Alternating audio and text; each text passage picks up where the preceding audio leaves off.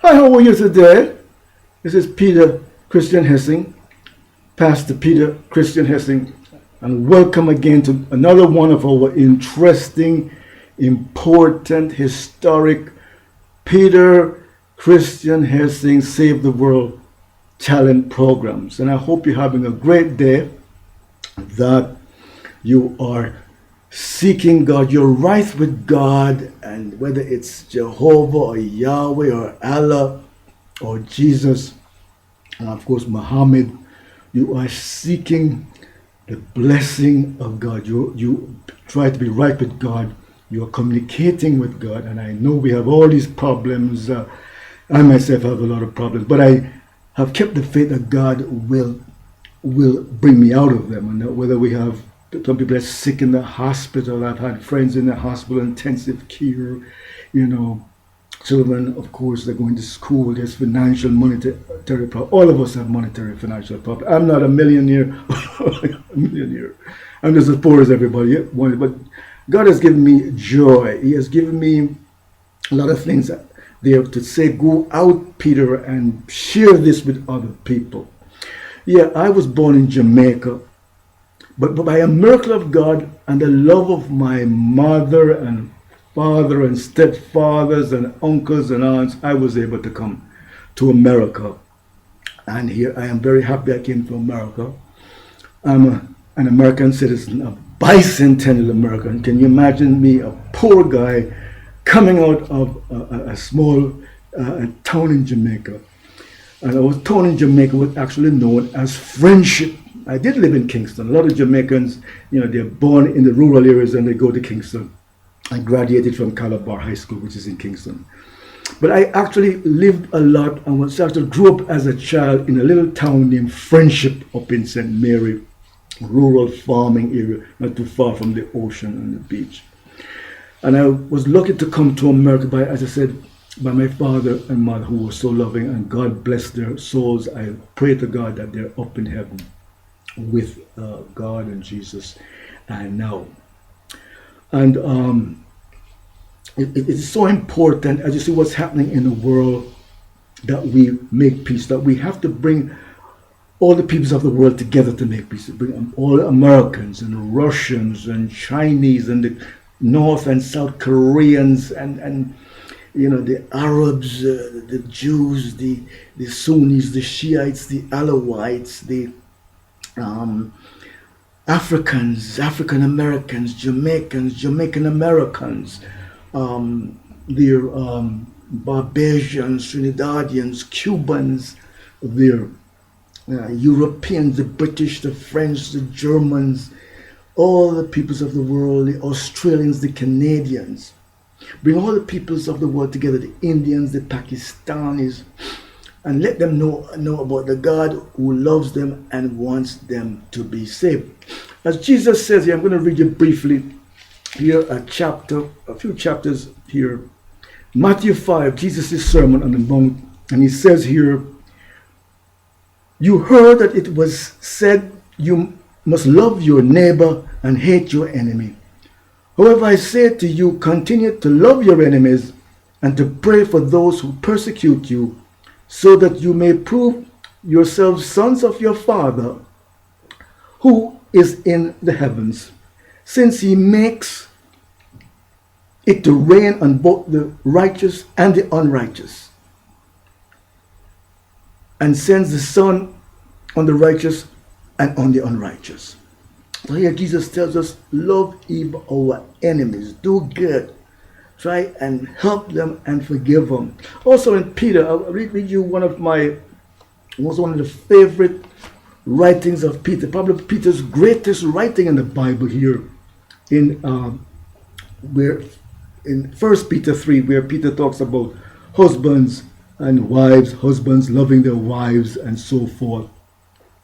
And then Peter says that's 1 Peter 3 and 8, finally, all of you have unity of mind, fellow feeling, brotherly affection, tender compassion and humility. Do not pay back injury for injury or insult for insult. Instead, repay with a blessing. For you were called to this course so that you may inherit a blessing.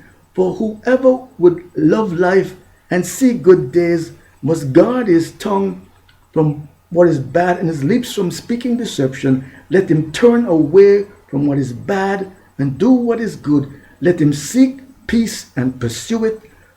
For the eyes of Jehovah are on the righteous, and his ears listen to their supplications, but the face of Jehovah is against those doing bad. So here Peter says that we have to seek peace. If you want to live a long life, seek peace and pursue it. And it is repeated over and over in the Bible. And Jesus, of course, said, blessed are the peacemakers. They will be called the children of God. So it's very important that we have a program to bring Americans and Russians and Chinese and all the peoples of the world, if we are going to survive on this planet and save this planet from nuclear war and nuclear destruction. Now, I was telling you about this system that we had invented. I'm a patented inventor. I've had a U.S. patent. I came to the U.S. in 1970, and I started working on patents and so forth. And we invented a system there which involves also a 24/7 system.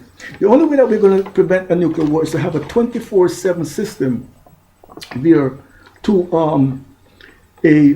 have a 24/7 safety inspection system by the International Atomic Agency of all the nuclear weapons in the world, so as to prevent any country in the world from launching a nuclear attack.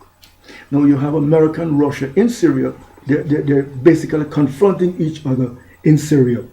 There, this 24/7 safety inspection by the International Atomic Agency would inspect all the weapons in the world, all the nuclear weapons on land, on sea, on ships and submarine, all around the world, all the nuclear weapons in Russia, China, India. We're very important that we take a lot of attention in India and Pakistan, because they're constantly fighting.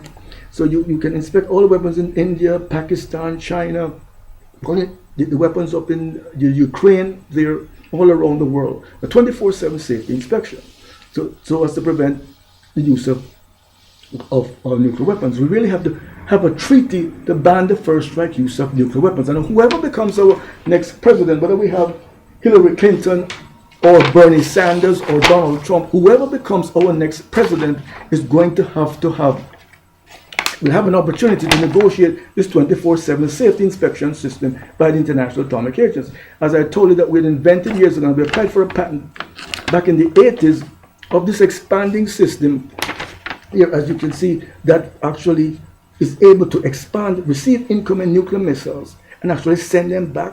If they came from Russia, they'll be sent back to Russia. If they came from China, they'll be sent back to China. If they came from North Korea, they'll be sent back to North Korea and Iran. But we really want to live in peace with these countries and so forth.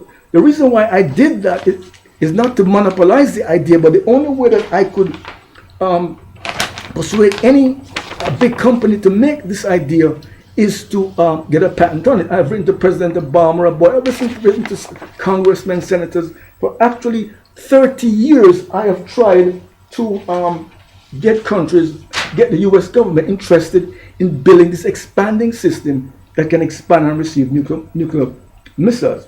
I'm just going to give you a simple demonstration here of what I'm talking about. Now you have about 20,000 nuclear missiles, 5,000 to 20,000 nuclear missiles in the world. You got about 5,000 to 20,000 nuclear missiles in the world. So what this system here will be doing, here is that it would be able to expand. So you have here these systems, 20,000 of them, and let's say that the size of them is about